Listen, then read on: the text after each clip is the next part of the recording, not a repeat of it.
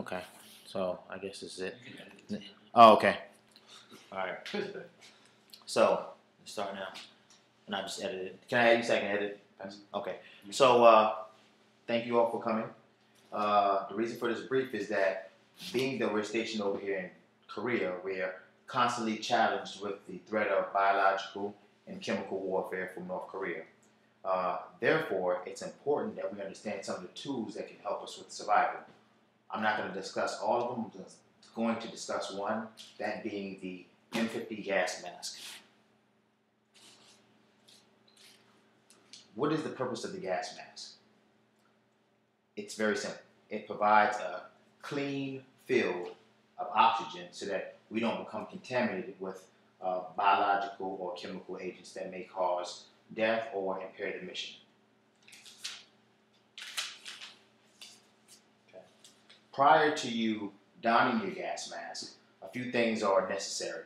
One being the gas mask fit test. Before you go and have your gas mask issued to you, what you want to do is make an appointment down with bio or medical, and they will provide a gas mask fit test that will best provide you with the gas mask that will provide the best seal for your gas mask. Aside from knowing your gas mask or having your gas mask fit test, it's important that we understand what chemical agents will protect us from the gas mask. The gas mask will protect us from, and what agents will render your gas mask obsolete. Real quick, does anybody have one off the top of their head that they know off the top that will totally wipe out your gas mask, or at least corrode the filters? No? Okay. So some of the agents that we're faced with is blood agent, blister agent, nerve agent, and choking agent. And as far as I know, the only one that our gas mask will protect us from is the choking agent.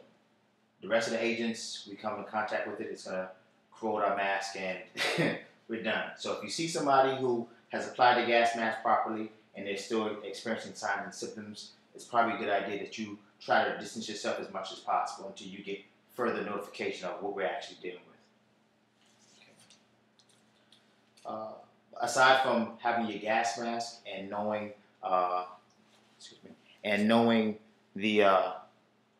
the agents that we're faced with, it's also a good idea for us to know some of the features of the gas mask.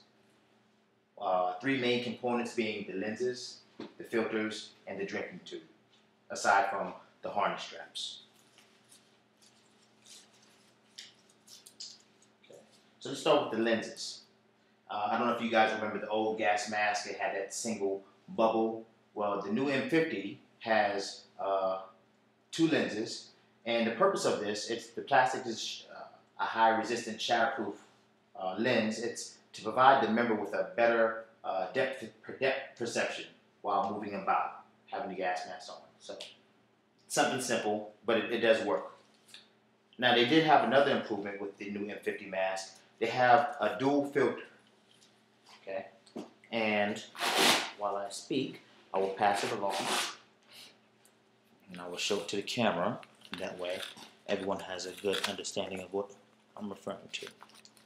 The dual lenses, out this way, and these are the filters here on the side. Okay, I'll pass this around. I know you guys see it every day.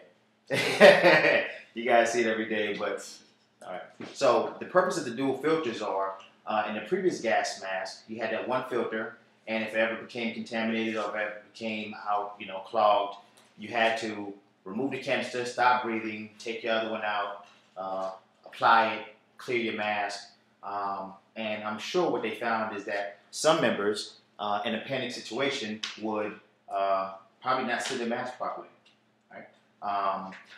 Secondly, with this dual filter, thank you, sir. With this dual filter, it allows for us to have longer periods in contaminated areas without the risk of contamination as we change out.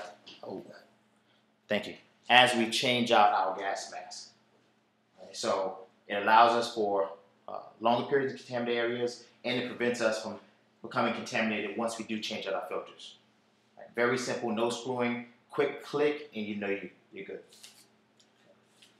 One of the last, or Also important is the drinking tube. The drinking tube is very simple. It has an external drinking nozzle and it has an internal, we're all familiar with. Wearing your chemical suits, it gets very hot, especially if you're in a hot climate. One of the things we have to always do is remain hydrated.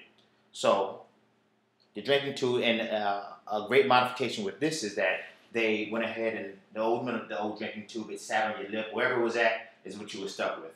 This new mask, you actually can maneuver the drinking tube towards your mouth, and then whenever you're done, move it away. Something simple, but provides a little more comfort. Let me wrap this up really quickly. Sorry. Thank you, fellas, for doing this. Okay, very quickly. Okay. Prior to using your gas mask, right? You don't want to just take it out in a critical moment, try to pop it on your face. It's not going to work like that. So what you need to do is become familiarize yourself with the gas mask. Take it out, put it on your face. One of the things that we practice doing is that we put it on our face, we get the harnesses tightened, and then loosen up the bottom straps. And this is also how we're going to go ahead and store the mask. So we're going to store the mask by placing the webbing over the front of the mask. Okay, and this is how it should be stored. You guys know that. The reason for this is that, for those who don't know, is that once you store this in your carrier, back far enough. Okay. Once you store this in your carrier, it should make it easier for you to remove it and apply it directly to your face. Simple. Something that cuts down a few seconds can probably save your life. Okay. All right.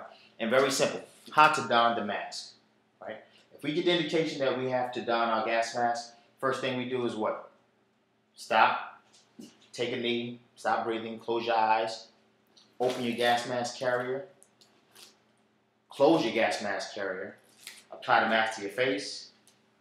Put the web over the back of your head, tighten up the straps, and then you can open your eyes and breathe normally. It sounds like we're going quick, but we practice this every day.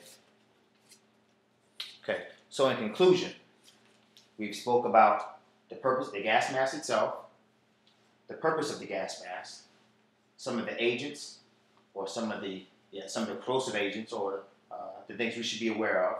We spoke about the features of the gas mask, and we briefly discussed how to don the gas mask. I would also like to add, if one of the indicators that you have an improper seal in your gas mask is that your lenses may fog up. And if that happens, then simply you can maybe readjust your gas mask, tighten the straps, whatever you're going to do, make it quick, especially if you need to have it done. Okay, so this is here. Do you guys have any questions at all? No? Okay, good. Thank you, fellas. I really appreciate it. Good job, huh? Thanks. What kind of speech was it supposed to be?